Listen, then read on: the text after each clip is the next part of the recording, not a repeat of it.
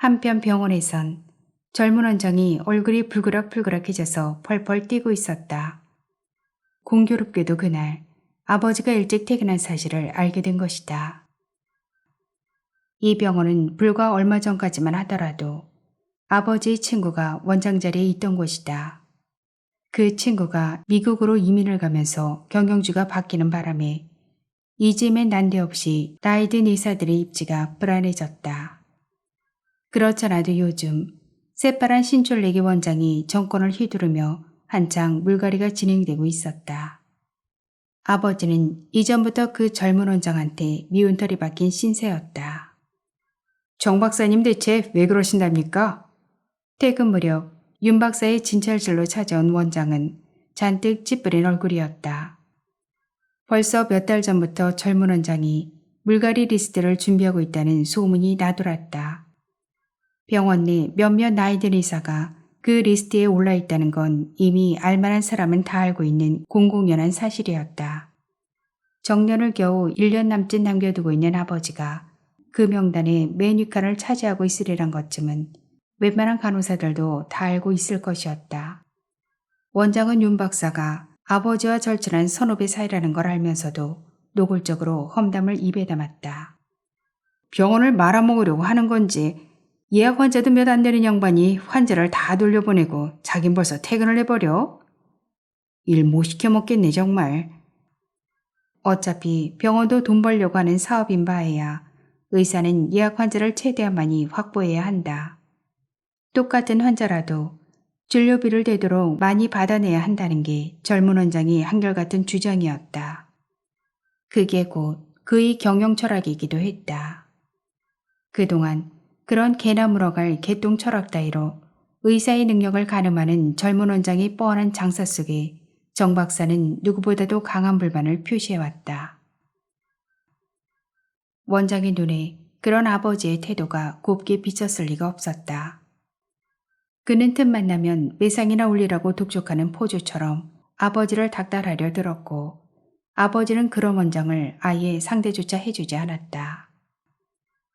원장과 아버지는 아예 완전히 서로 다른 색깔의 인생을 살고 있는 셈이었다. 그러니 무엇 하나 눈에 차는 게 있을 리 만무였다. 그러던 차에 갈등이 꼴은 깊어질 대로 깊어졌고 이런 일까지 있고 보니 원장이 길길이 뛰는 것도 어쩌면 당연한 이치였다. 원장은 괜하게 윤 박사에게 화풀이를 좀 더 하고는 문을 거칠게 닫고 나가버렸다. 그러자 윤 박사는 몹시 심란한 표정으로 앉아있다가 이윽고 퇴근 준비를 하기 시작했다. 윤 박사가 막 퇴근을 하려고 일어설 참에 노크 소리가 들렸다. 아버지가 문을 빼꼼 열었다. 윤아, 술 한잔 할래? 윤 박사는 잠시 전에 심란한 표정을 거두고 엷게 웃어 보였다. 사주실 거예요?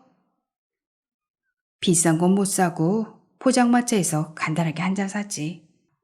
그러죠 뭐. 윤 박사는 그 제의를 흔쾌히 받아들였다. 두 사람은 곧 병원을 빠져나왔다. 그렇게 해서 둘이 함께 술을 마시러 간 곳은 다름 아닌 근덕대기 포장마차였다.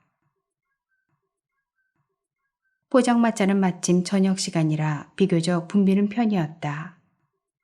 근덕댁은 혼자 부지런히 안주감을 만들어내고 또 한편으론 국수를 말아내느라 정신이 없어 보였다. 근덕댁은 윤 박사를 앞세우고 들어서는 아버지를 보자 몹시 당황한 기색이었다.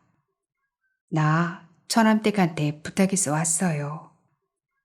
한 차례 몰렸던 손님들이 우르르 빠져나가고 처남댁 일손이 조금 한산해진 참이었다.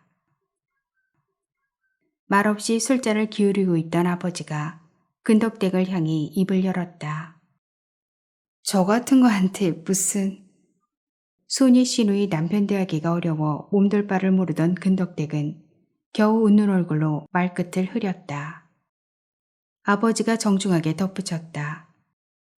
우리 마누라 수술 들어가는데 병가를 좀 도와줘요. 워낙 깔끔한 사람이라 남의 손 빌리는 거 싫어할 것 같아서 그런데. 뜻밖의 수술 이야기를 꺼내는 아버지를 윤 박사가 놀란 눈빛으로 쳐다보았다. 아버지는 의식적으로 그 시선을 묵살하며 빈 술잔을 채워 단숨에 들이켰다. 그 바람에 더욱 놀란 건 근덕댁이었다. 근덕댁은 옆으로 쪼그려 앉았던 자리에서 벌떡 일어나며 호들갑스럽게 물었다. 형님 어디 아프세요? 오늘 낮에까지만 해도 별일 없었는데? 아버지는 말없이 근덕댁을 쳐다보았다. 그 눈치를 지레 살펴가며 근덕댁은 묻지도 않은 말을 주섬주섬 늘어놓기 시작했다. 공연히 신우이한테 돈 받은 일이 마음에 걸렸던 탓이다. 그러니까 오늘 낮에 김치랑, 아니 젓갈이랑. 알아요. 얘기 들었어요. 네, 그러셨구나. 정말 젓갈밖에 안 주셨어요. 없는 주변머리에 변명을 늘어놓느라 곤욕을 치르고 있는 근덕댁이 안쓰러워 아버지는 쓴웃음을 지었다. 아버지도 엄마가 간간히 처남댁 옹색한 살림에 돈을 보태주고 있다는 것쯤은 눈치로 알고 있었다. 그걸 끝까지 모른 척하지 못하고 언젠가 엄마한테 싫은 소리를 좀 한 뒤부터는 엄마도 근덕댁도 서로 쉬쉬하는 눈치였다. 도대체 언제까지 그 망나니 같은 처남디나 돌봐줄 작정이냐고 아내를 몰아붙였던 일이 새삼 가슴에 밟혔다. 비록 지난 일을 망정 여린 아내가 어찌 생각했을까 헤아려 보면 자신이 한없이 치졸하게 생각되는 것이었다. 무슨 말이에요? 두 사람의 대화가 이상한 방향으로 흐르자 윤 박사가 뜨악한 표정을 지었다. 아버지는 그런 윤 박사를 향해 어색하게 웃어 보였다. 그 사이 근덕댁이 걱정스럽게 물어왔다. 근데 어디가 많이 아프세요? 어디가요? 형님 요즘 오줌 소태 때문에 고생을 하시던데 오줌보가 문제인가? 네, 그렇네요. 더럽게 오줌보가 안 좋네요. 아버지 말이 끝나자마자 윤 박사가 벌떡 자리에서 일어났다. 저랑 나가서 얘기 좀 해요. 아버지는 윤 박사가 무슨 이야기를 하려는지 짐작을 하고도 남았다. 그녀는 분명 수술에 기대를 거는 아버지의 어리석음을 탓하고 싶을 터였다. 아버지는 조용히 윤 박사의 팔을 잡아앉히며 근덕댁에게 재차 다짐을 두었다. 해줄 수 있죠? 내일 당장 입원할 건데. 그럼요. 근덕댁은 두 번 생각할 것도 없이 선선히 응해 주었다. 근덕댁은 벌써부터 마음이 급한지 두르고 있던 앞치마부터 벗었다. 그럼 지금 당장 포장 접어야겠네요. 처남한테 얘기 안 해도 돼요? 그 무릎에 근덕댁이 어설픈 웃음을 지으며 아버지를 바라보았다. 남편에게 아무 기대도 갖지 않기로 한 한 여자의 무심한 표정이었다. 아마 한동안 안 들어올 거예요. 통장에 든 전대를 통째로 들고 나갔으니까. 달포는 좋게 걸릴걸요. 여전히 속 썩여요. 나쁘네. 아니에요. 그렇게 안 나빠요. 애 못 낳는 년 데리고 사는 것도 고맙죠 뭐. 어쨌거나 남편이라고 도리질까지 해가며 감싸고 도는 처남댁이 티없는 마음씨가 안쓰럽기만 하다. 다소 수다스러운 구석은 있지만 언제 봐도 처남댁에겐 사람을 편하게 해주는 미덕이 있었다.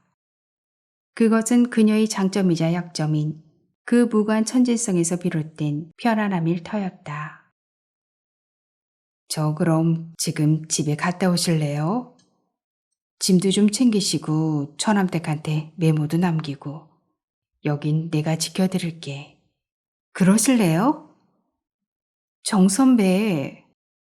잠자코 이야기를 듣고 있던 윤 박사가 만류하고 싶은 심정으로 끼어들었지만 소용없었다. 아버지는 서둘러 포장마차를 나서는 근덕댁을 눈으로 배웅하고는 묵묵히 또 한 잔의 술을 비웠다. 옷보따리라도 챙겨가기 위해 집으로 향하던 근덕댁은 한길가에 있는 카페 앞을 지나다 문득 걸음을 멈추었다. 어쩌면 남편이 그 안에 있을지도 모른다는 생각이 들었기 때문이었다. 얼마 전까지만 해도 근덕은 이 카페 여종업원과 죽고 못 사는 사이였다. 그녀는 허름한 카페의 문을 빼꼼히 열고 안을 들여다보았다. 방마다 칸막이가 쳐진 으스간 모양새가 마치 더러운 매운굴 같았다. 어두컴컴한 실내인 뿌연 담배 연기가 코를 찔렀다.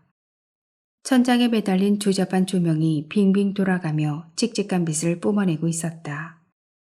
커튼으로 가려진 칸막이 룸 안에서 귀에 거슬리는 껌 씹는 소리가 들려왔다. 카페 안은 음악 소리 하나 없이 조용하다. 분명 사람이 있는 것 같은 룸에서는 무슨 짓들을 하는지 말소리조차 새어나오지 않았다. 어서 오세요. 인기척을 듣고 룸 밖으로 나온 여종업원이 근덕댁을 보고는 이내 이맛살을 찌푸렸다. 둘은 서로 조지 못한 사건으로 벌써 안면을 익힌 터였다. 근덕댁은 상대방의 얄궂은 옷차림부터가 눈꼴 사나웠다.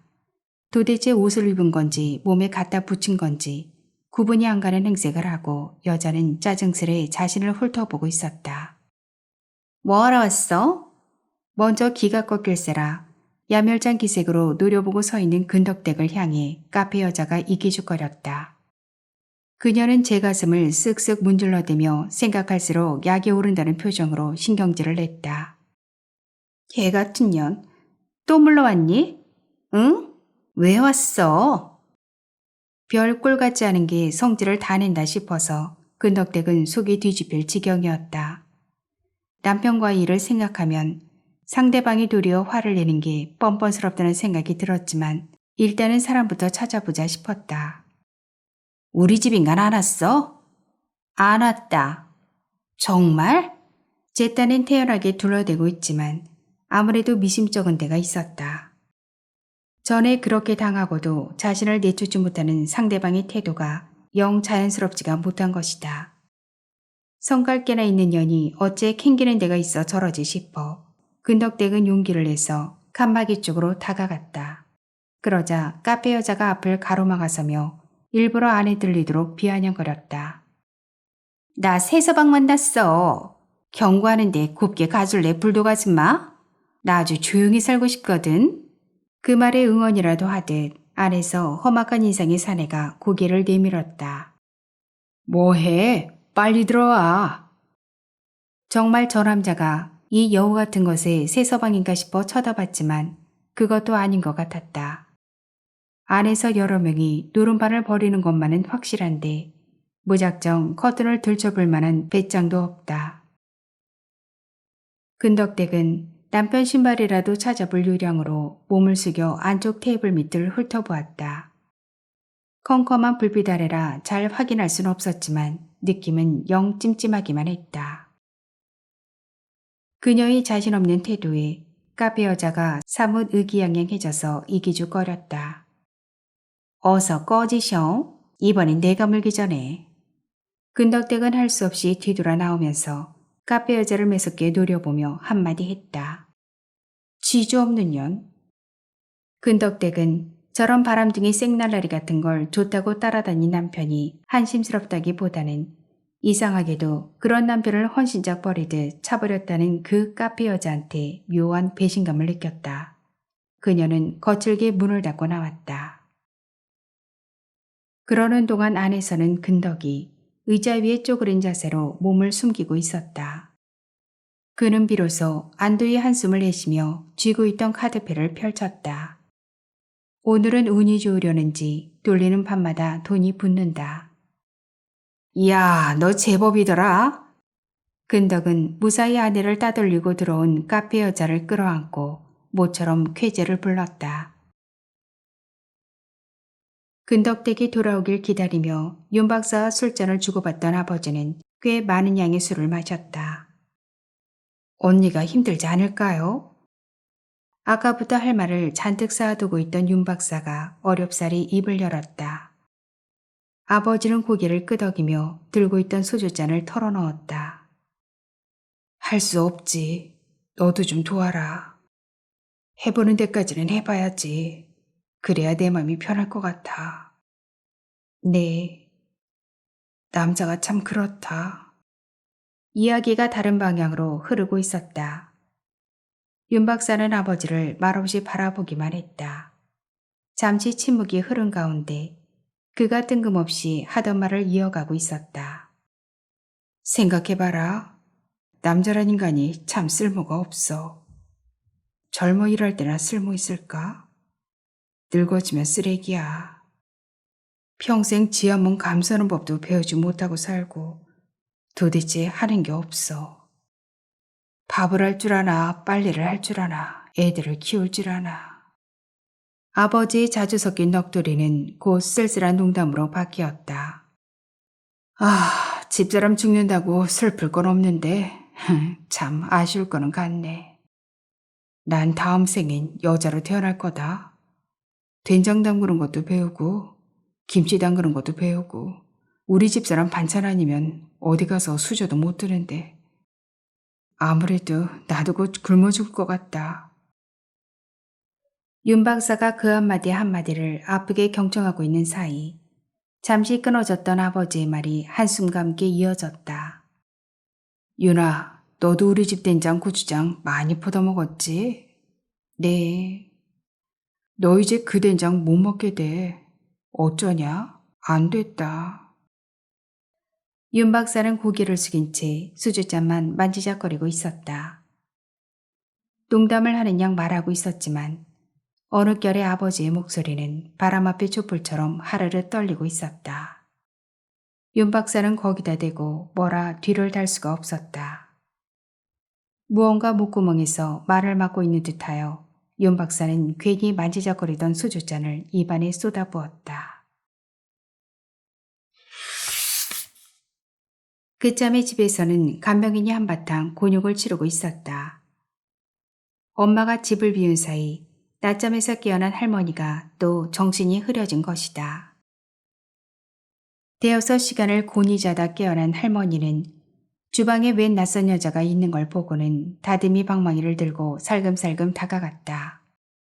식구들이 아무도 없는 시간에 낯선 간병인이 전기밥솥을 여는 모습을 보고는 필시 도둑인 줄로만 여긴 것이다. 전에 수십 번을 보아온 간병인이라 해도 한 번 정신이 깜빡 넘어가면 생판 낯선 남이었다.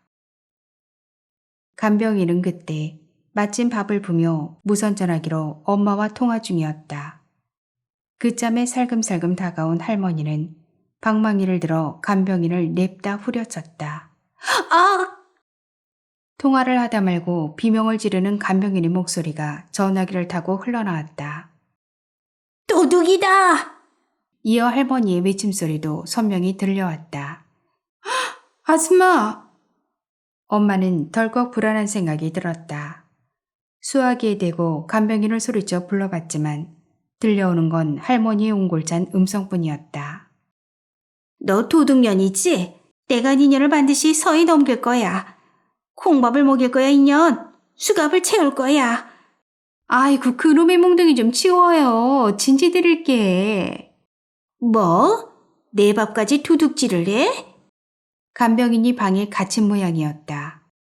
몽둥이로 문 두드리는 소리가 요란한 가운데 할머니의 고함과 간병인의 비명소리가 간헐적으로 들려왔다. 그것만으로도 수화기 저편의 상황을 어느 정도 짐작할 수 있었다. 아저씨, 빨리 가주세요. 집을 떠나 한시도 마음 편할 리 없던 엄마는 차 안에서 발을 동동 굴렀다. 지금으로선 당장 집으로 할머니 곁으로 가야 한다는 생각뿐이었다. 제발 아무 일 없어야 할 텐데. 아침에 집을 나설 때부터 영 마음이 개운지 않더니 결국 일이 벌어지고 말았다. 엄마는 집이 가까워져 오는 동안에도 몇 번씩 가슴을 쓸어내리곤 했다. 현장 소장이 일산에서 집까지 태워다 준 덕분에 돌아오는 시간은 그리 오래 걸리지 않았다. 어머니, 나왔어. 아휴.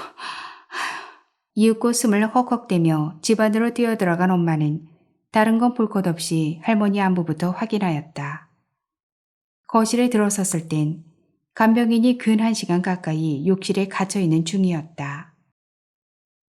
어머니, 이젠 괜찮아. 괜찮아? 괜찮아. 엄마는 겁먹은 얼굴로 거실에서 밥솥을 끌어안고 있는 할머니를 부드럽게 어루만져 주었다. 이어서 곧 욕실로 향했다. 문을 열어주자 간병인이 뚱한 얼굴로 밖으로 나왔다. 어느덧 간병인의 존재조차 까맣게 잊어버린 할머니는 애처로운 음성으로 엄마한테 응석을 부린다. 어디 갔다 왔어? 영락없이 집 나간 엄마를 기다리던 어린아이의 눈매였다. 엄마는 그 측은한 눈길을 바라보며 짐짓 밝게 웃어 보였다. 집 보고 왔지. 할머니는 입가에 김치 국물이며 밥알찌꺼기를 잔뜩 묻힌 채 희죽 웃었다. 그 눈가에 그렁그렁 물기가 서렸다. 퇴근 무렵 연수는 결국 인철과 크게 언쟁을 벌이고 말았다. 그럴 생각이 아니었는데 연수는 그것이 인철의 부질없는 집착 탓이라 생각해버렸다.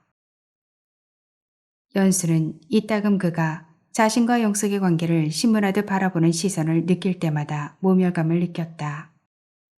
그로부터 멀리 도망치고 싶었다. 지난번 영석의 일로 마음고생이 심할 때 그에게 모든 걸 털어놓은 뒤부터는 더욱 노골적인 비난의 시선을 던지곤 했다. 지금 와선 그 일이 후회스러울 따름이었다. 하지만 그땐 인철의 위안이 큰 힘이 됐던 게 사실이긴 했다. 어쨌거나 경솔한 행동이었어. 그가 대학 때부터 자신을 향해 특별한 감정을 가져왔다는 걸 알면서도 때마다 이기적으로 처신하여 결국 틈을 주고 말았다는 게 연수로선 부정할 수 없는 실수였다. 저녁 같이 하자. 약속 있어요. 모처럼 인철이 어렵게 제의한 저녁 식사를 한마디로 거절해야 했던 이유는 물론 영석과의 약속 때문이었다. 그러나 연수는 약속 상대가 차부장이냐고 인철이 물어왔을 때 굳이 대답하려 하지 않았다. 일말에 떳떳지 못한 자존심 때문이었다. 인철은 그 틈을 잔인하게도 비집고 들어왔다. 그 사람이 이번엔 널 책임져 준대? 그러더냐고. 책임져 주길 바라지 않아요. 사랑은 책임이야. 선배 생각이에요. 우린 아니에요. 연수는 주차장까지 따라와 자신을 설득하려는 인철을 매몰차게 외면해버리고 차문을 닫았다. 그러나 그는 차문을 도로 열며 상대의 기분 따위는 아랑곳 없이 마구 쏘아붙였다.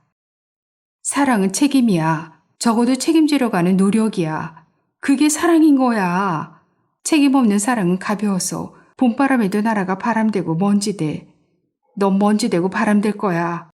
흔적도 없이 그렇게 될 거야. 그 사람은 엄청난 책임과 무게가 있는 가정으로 돌아갈 거고. 바람되고 먼지돼도 난 좋아요. 추억은 있으니까. 그 어떤 말을 해도 결국 구차한 자기 변명이 지나지 않는다는 걸 알면서도 연수는 아등바등 자신의 행동을 합리화시키려고 하고 있었다. 그녀는 그런 자신을 아주 고통스럽게 의식해야만 했다. 하지만 아직은 헤어나오기 싫은 사랑이라는 이름의 미망이 그 고통을 다소나마 무디게 만들었다.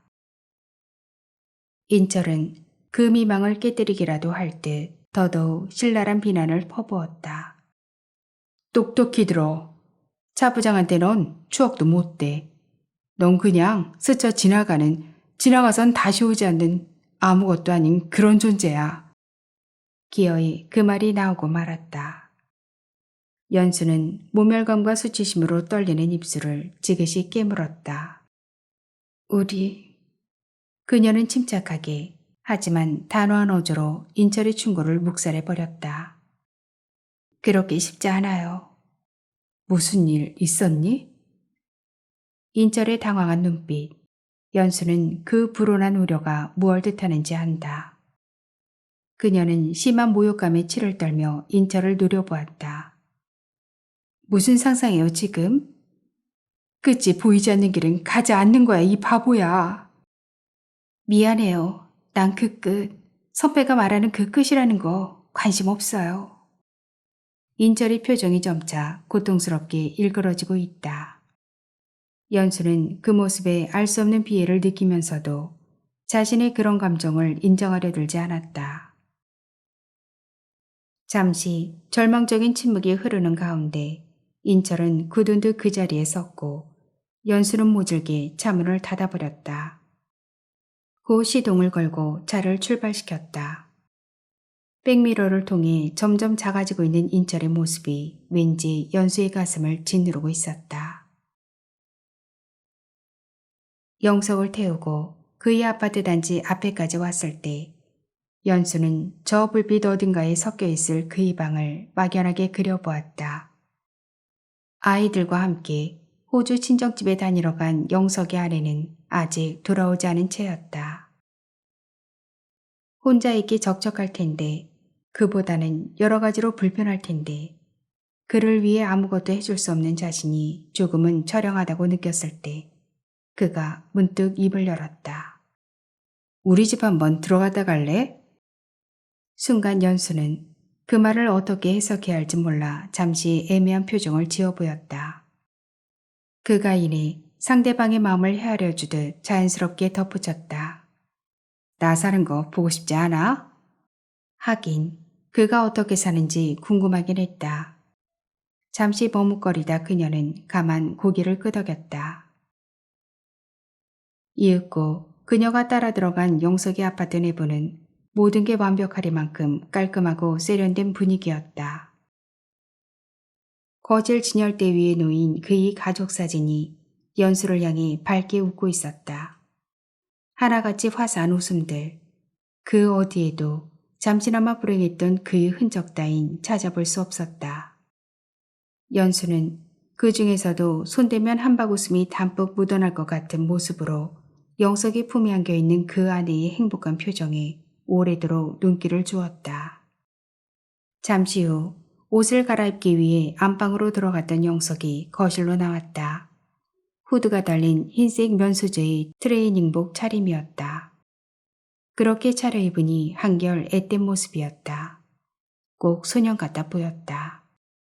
운동복도 잘 어울린다. 영석이 어색하게 웃었다. 그래? 미안하지만 조금 더 기다려야겠다. 땀 냄새가 나서 씻어야겠어. 냉장고 열면 먹을 게 있을 텐데. 가다 먹어. 곧 나올게. 그가 욕실로 들어간 사이 연수는 주방으로 가 냉장고 문을 열어보았다. 문을 여는 순간 무언가 눈에 밟히는 느낌이 든다. 그녀는 도로 냉장고 문을 닫고 거기에 붙어있는 쪽지를 유심히 들여다보았다. 아침밥 꼭 먹을 것. 그의 아내가 써놓은 메모였다. 꽃무늬가 새겨진 예쁜 색지에 꼼꼼한 필체로 써내려간 글씨 아래 핑크빛 하트가 그려져 있다. 연수는 별다른 생각 없이 냉장고 문을 다시 열어 주스병을 꺼냈다. 그런데 컵을 가지러 싱크대 쪽으로 몸을 움직이던 중 불현듯 묘한 혼란에 빠져드는 걸 느꼈다. 싱크대 서랍과 식탁 여기저기 하다못해 가스레인지에까지 온갖 조리법이며 기구 사용법들이 적혀있는 메모지가 따닥따닥 붙어있다. 연수는 왠지 그 메모들이 자신을 주방에서 나가라고 소리치는 듯한 착각에 사로잡혔다. 어지럽다. 거실 저쪽 사진 속에서 그 아내의 웃는 얼굴이 조롱으로 변해가고 있었다. 구원을 청하는 심정으로 바라본 욕실 쪽에선 요란한 물소리가 새어나오고 있다. 어느 한 군데 연수가 설 자리를 내주지 않으며 사진 속의 그 여자는 철저하게 집안을 장악하고 있었다. 연수야, 미안한데 안방 장롱에서 수건 좀 갖다 줄래? 욕실의 물소리가 끊기는가 싶더니 영석의 다정한 음성이 흘러나왔다. 연수는 힘없이 걸음을 옮겨 안방문을 열었다.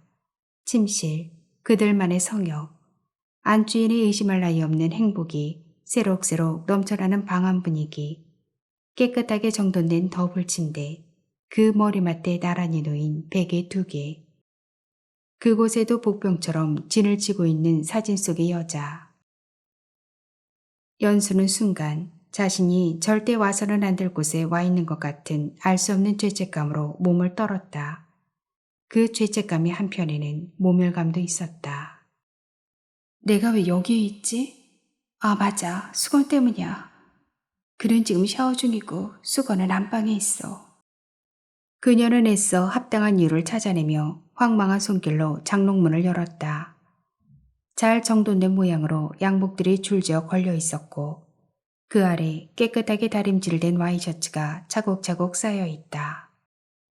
연수는 이어 아랫서랍을 열어본다. 눈부시도록 희게 손질한 그의 속옷과 양말들이 손바닥만한 크기로 접혀 빼곡하니 들어차 있다. 수건은 맨 아랫서랍에 색색깔로 구색을 맞춰 쓰기 쉽도록 가지런히 정리되어 있었다. 연수는 그중 하나를 꺼내 들고 장롱문을 닫으려다 문득 문 안쪽으로 시선을 옮겼다. 아침마다 넥타이를 매는 수고를 하지 않아도 될 만큼 적당히 매듭이 지어진 넥타이가 분위기에 따라 7개쯤 걸려있다. 사진 속의 여자는 그 보이지 않는 손으로 집안 곳곳을 빠짐없이 돌아다니며 여전히 영석이 안의 노릇을 하고 있었다. 그것도 아주 기쁜 마음으로. 내가 그를 위해 할 수 없는 게 바로 이런 거구나. 아침이면 남편을 위해 찌개를 끓이고 셔츠를 다렸을 그녀의 기꺼운 표정이 저 사진 속에 있었다. 그를 위해 양말 한 짝, 손수건 한 장 준비해주지 못하는 자신의 역할이란 게 한낱 보잘것없는 배경인물에 불과하리라는 쓸쓸한 자각. 부인이 없는 동안 연수가 그를 위해 할 수 있는 일이라곤 고작 같이 차 마시고 같이 식당에 가준 일 정도였다. 그 일은 부인이 아닌 그 어떤 상대라도 해줄 수 있다. 하지만 이 집안에서 배어나오는 아기자기한 살림 냄새는 감히 그 누구도 범접할 수 없는 그 여자만의 절대 영역이다. 연수는 지금 사진 속 여자를 바라보며 질투하는 다른 훨씬 복잡하고 미묘한 감정에 사로잡혀 있다. 침대맡에 그 여자는 옛날 흑백 사진 속의 어머니처럼 다소곳하게 앉아 혼란에 빠진 자신을 지켜보고 있었다. 연수는 조용히 안방문을 열고 나왔다. 욕실에선 사뭇 경쾌한 휘파람 소리가 들려왔다. 저 휘파람 소리도 내 것은 아닐 테지. 연수는 가만히 욕실 앞으로 다가가 수건을 내려놓은 뒤 현관문을 열었다. 집으로 가는 길은 언제나 마음이 멀다. 사랑하는 사람들은 헤어지기 싫어서 결혼을 한다고 했던가. 그들은 서로 얼마나 사랑했기에 결혼을 했던 것일까. 사랑한다고 말할 때, 청혼을 할 때, 영석은 어떤 눈빛으로 어느 정도의 절실함으로 그녀를 바라보았을까. 그럴 때 그녀의 표정은 어땠을까. 사진 속의 미소처럼 수줍고 고운 웃음을 지었을까. 그들은 여전히 서로를 사랑하고 있을까.